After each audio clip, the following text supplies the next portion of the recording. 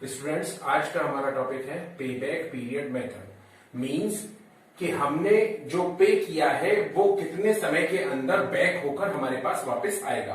पे back period method means कि जो हम यानी कि कोई कंपनी किसी दूसरे प्रोजेक्ट में इन्वेस्ट करती है वो कितने समय के अंदर हमारा बैक होके वापस आएगा, उसको कहते हैं पे बैक पीरियड। तो सपोज कीजिए हमारे पास दो प्रोजेक्ट हैं, project X and project Y.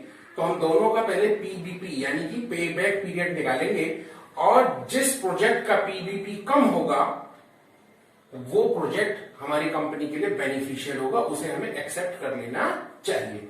तो इसी चीज को अब ये डिफरेंट फार्मूला से समझेंगे हम और उसके बाद एग्जाम्पल भी देखेंगे। देखिए, if cash flow is equal every year, अगर cash flow every year equal है देन फार्मूला लगेगा PBP is equal to original investment upon annual cash flow. If cash flow is unequal, अगर हमारा कैश फ्लो अनइक्वल है, अगर एक बार भी unequal हो जाता है then PBP is equal to E plus B upon C. ये फॉर्मूला हमें लगाना होगा। यहां पर ई का मतलब है year before of earning, B means balance amount और C means cash flow of earning year. ठीक है, इसके बाद एक हम निकालेंगे post payback profit. Post payback profit का मतलब है कि जब कोई प्रोजेक्ट अपनी इन्वेस्टमेंट को, अपनी कॉस्ट को कंपनी को वापस लौटा देता है, उसके बाद में भी वो कितना और कमा के प्रोजेक्ट हमें देगा। तो उसका फॉर्मूला है total cash flow minus original investment.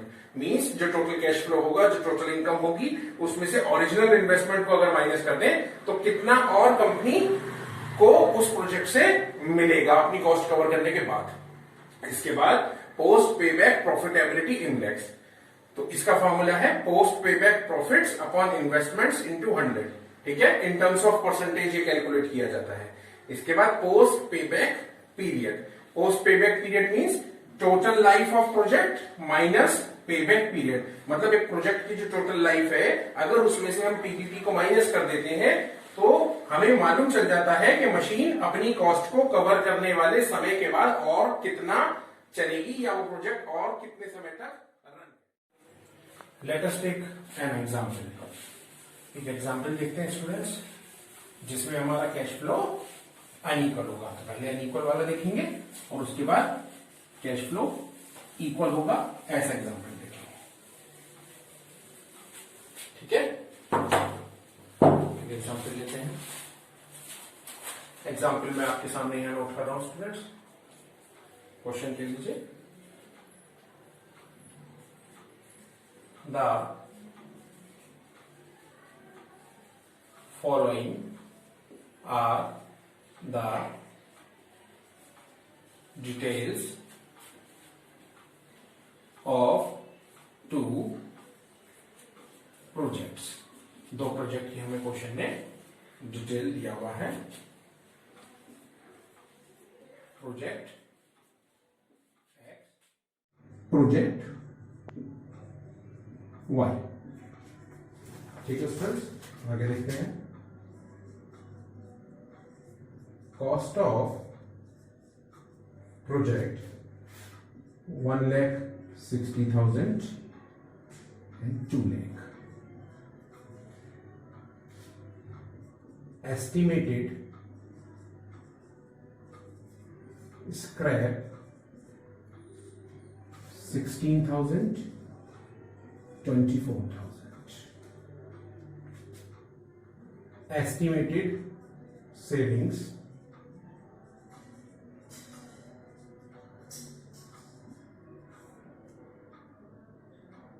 first year, second, third, fourth, fifth, sixth, and then seventh. 20,000, and for project Y, 40,000. 30,000, 60,000. 50,000, 60,000, then again 50,000, 60,000, then for fifth year 40,000, 30,000, 6th year 30,000, 20,000 and then 10,000 और नहीं।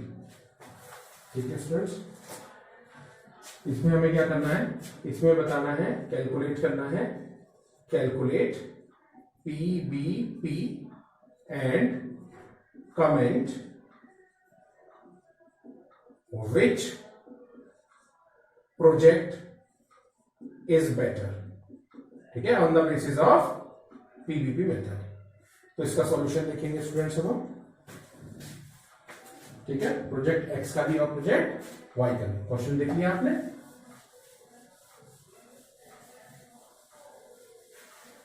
Project X और project Y का solution देखते हैं। देखिए solution, एक column year का बनाएंगे, इसमें एक बनाएंगे हम प्रोजेक्ट एक्स का, एक बनाएंगे प्रोजेक्ट वाई का। ठीक है, इसमें ईयर 1 2 3 4 5 6 7, यह आपका इसके दो पार्ट हो जाएंगे। एक पार्ट होगा कैश फ्लो, सेकंड पार्ट होगा क्यूमुलेटिव कैश फ्लो। इसी तरीके से इसका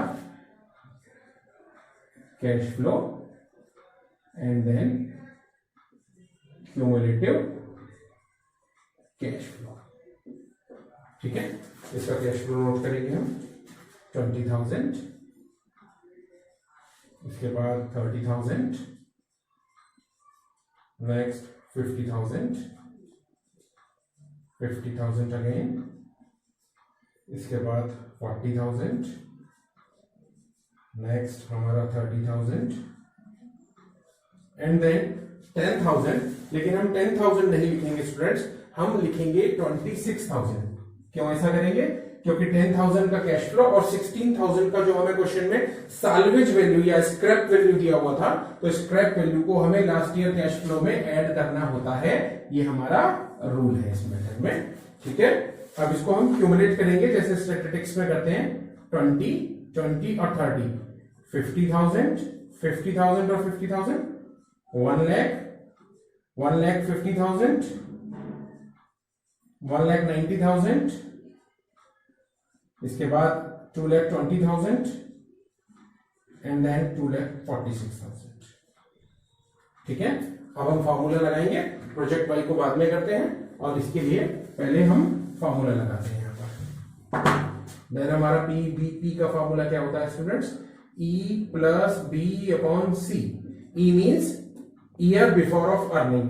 अब हमारा क्वेश्चन में ओरिजिनल इन्वेस्टमेंट कितना था? 1,60,000। तो हम इसमें देखेंगे कि 1,60,000 किस ईयर में हमारा कंप्लीट हो रहा है। हमने देखा कि 1,60,000 190 में इंक्लूड हो सकता है, जो कि 5th ईयर है। तो ई की वैल्यू कितनी हो गई? 4, क्योंकि इसका मीनिंग है ईयर बिफोर ऑफ अर्निंग। और बी मीन्स बैलेंस अमाउंट। तो बैलेंस अमाउंट कैसे निकालेंगे? बैलेंस अमाउंट निकालते हैं ओरिजिनल इन्वेस्टमेंट माइनस यहां पर जो हमने वैल्यू देखी है इससे ऊपर जो भी वैल्यू है ये 1,50,000, इसको इसमें से लेस करेंगे upon C. C means earning of, C means cash flow of earning year. तो cash flow of earning year कितना है? 40,000। तो हम यहां लिखेंगे 40,000। देखिए 4 प्लस 10,000 अपॉन 40,000। अब हम इसकी इंटू 12 कर देंगे ताकि मंथ्स में आंसर आ सके, क्योंकि पूरे ईयर्स नहीं हो रहे। तो ये हमारा हो जाएगा 4 years एंड 3 months। ये हमारा प्रोजेक्ट ए का आंसर होगा। सेम इसी तरीके से हम प्रोजेक्ट वाई का आंसर निकालेंगे। सेम इसी तरीके से हम अब प्रोजेक्ट वाई का सॉल्यूशन देखेंगे। ठीक है स्टूडेंट्स, अभी प्रोजेक्ट वाई का सॉल्यूशन करते हैं।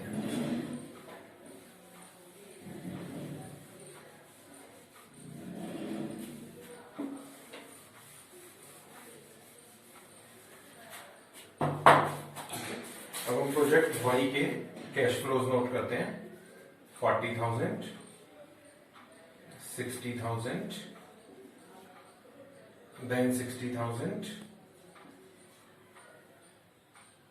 again 60,000, 30,000 and then 20,000। लेकिन हम 20,000 नहीं लिखेंगे क्योंकि इसका स्क्रैप वैल्यू क्वेश्चन में गिवन था 24,000, तो 24,000 प्लस 20,000 हम कितना लिखेंगे 44,000। स्टूडेंट्स यहां पर एक चीज और ध्यान देने योग्य है, ध्यान देने वाली बात है कि हम लास्ट ईयर कैश फ्लो में स्क्रैप वैल्यू को ऐड करते हैं। इट मींस 6th ईयर में, क्योंकि यहां पर जो हमारा कैश फ्लो है वो सिर्फ 6th ईयर्स तक है। ठीक है, स्टूडेंट्स ज्यादातर ये गलती करते हैं कि 7th ईयर में स्क्रैप वैल्यू ऐड कर देते हैं। 7th ईयर में नहीं, प्रोजेक्ट वाई की लाइफ सिर्फ 6 इयर्स तक है, तो 6th ईयर में ही स्क्रैप वैल्यू आपको ऐड करनी है। अब इसका क्यूमुलेटिव कैश फ्लो आपको बनाना है, तो बनाइए। Then first 40,000, 1 lakh, 1,60,000, 2,20,000, 2,50,000 and then 2,94,000। अब हम देखेंगे हमारी कॉस्ट कितनी है प्रोजेक्ट वाई की। तो आपको ध्यान हो, प्रोजेक्ट वाई की कॉस्ट है 2 लाख रुपीज। तो 2 लाख रुपीज देखिए आप किसमें कवर हो रहा है, 2 लाख रुपीज कवर हो रहा है 4th ईयर में। देन ई की वैल्यू कितनी हो गई 3 plus B, B means balance amount. Balance amount कैसे बताया था हमने बताया था आपको cost minus this amount upon cash flow of earning year. Earning year का कैश फ्लो कितना है 60,000। तो देन ये हो जाएगा आपका 3 प्लस 40,000 अपॉन 60,000। अब यहां हम इसको इंटू 12 कर देंगे मंथ्स में कैलकुलेट करने के लिए। तो ये हो जाएगा हमारा 3 years and 8 months आंसर। तो देखिए स्टूडेंट्स, आपने देखा प्रोजेक्ट एक्स का जो हमारा आंसर था वो कितना था। प्रोजेक्ट एक्स का आंसर, वो हमारा आंसर था 4 years and 3 months, और प्रोजेक्ट वाई का आंसर है 3 years and 8 months। तो स्टूडेंट्स कौन सी वाली जो प्रोजेक्ट है वो बेटर है, project Y is better than project X because PBP of project Y is less than project X. अब स्टूडेंट्स हम एक एग्जाम्पल और देखेंगे जिसमें हमारा कैश फ्लो इक्वल होगा। ये एग्जाम्पल जो था इसमें हमारा कैश फ्लो अनइक्वल था, एक इक्वल वाला कैश फ्लो वाला एग्जाम्पल और देखेंगे। देखते हैं, क्वेश्चन लिख रहे हैं पहले आपके सामने। क्वेश्चन है Ganga limited is considering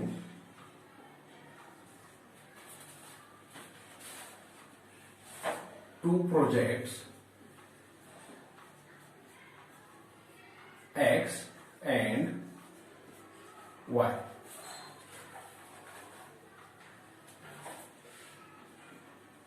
Following are the details. Project X और ये प्रोजेक्ट वाई। ठीक है, कॉस्ट दिया हुआ है 1 lakh rupees and 1,40,000 rupees. Economic life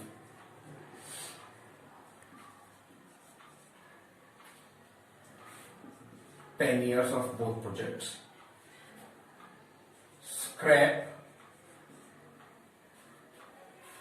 5,000, 10,000, 5,000 rupees and 10,000 rupees, and annual savings 16,000, 25,000 rupees. Find out, क्या फाइंड आउट करना है, पे बैक पीरियड,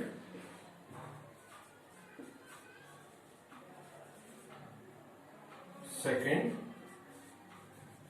पोस्ट पे बैक पीरियड, पोस्ट पे back profit, sorry, third, index of post payback profits.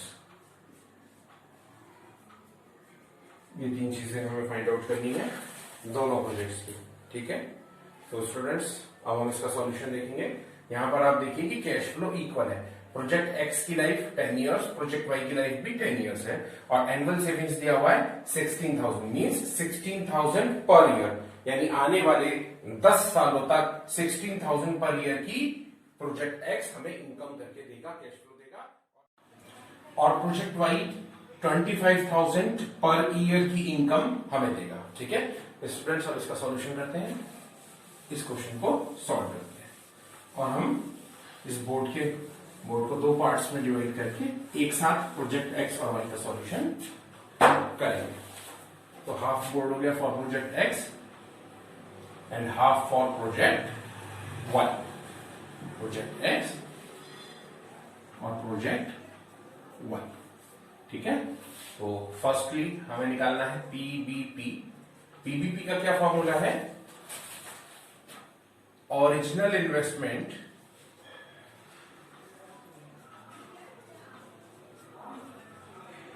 Upon annual cash flow, ठीक है।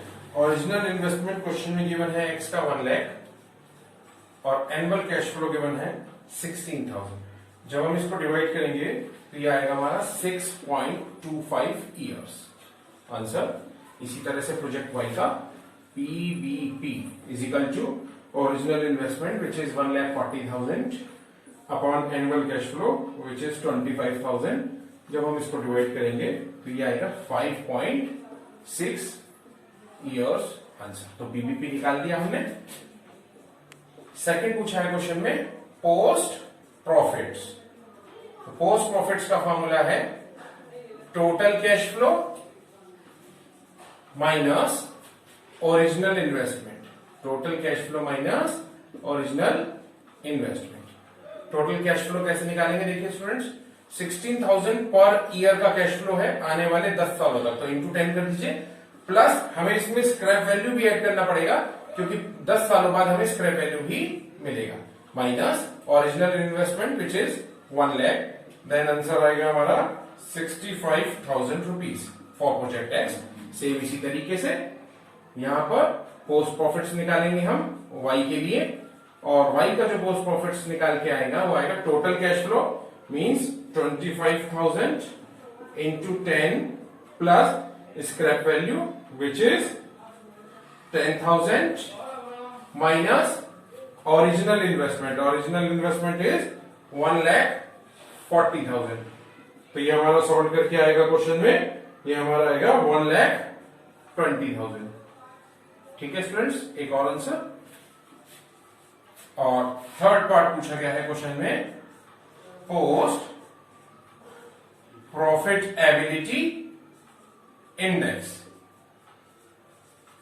इसका formula है post profits upon original investment into 100। Then post profit कितना है हमारा प्रोजेक्ट एक्स का 65,000 अपॉन 1 लाख इंटू 100। तो आंसर कितना है हमारा 65% आंसर। इसी तरीके से वही में देखिए post profit is 1,20,000 upon original investment कितना है? ओरिजिनल इन्वेस्टमेंट क्वेश्चन में 1,40,000 इंटू 100। जब हम इसको सॉल्व करेंगे ये आएगा 85.7%। ठीक, तो स्टूडेंट्स आपने देखा पीबीपी मेथड, जो कि आपने अनइक्वल वाले कैश फ्लो जब अनइक्वल थे उसमें उस क्वेश्चन को भी किया हमने सॉल्व, और कैश फ्लो इस क्वेश्चन में इक्वल है इसको भी हमने सॉल्व किया। तो दोनों ही तरीकों से आपने पीबीपी मेथड को समझ लिया है। ठीक है।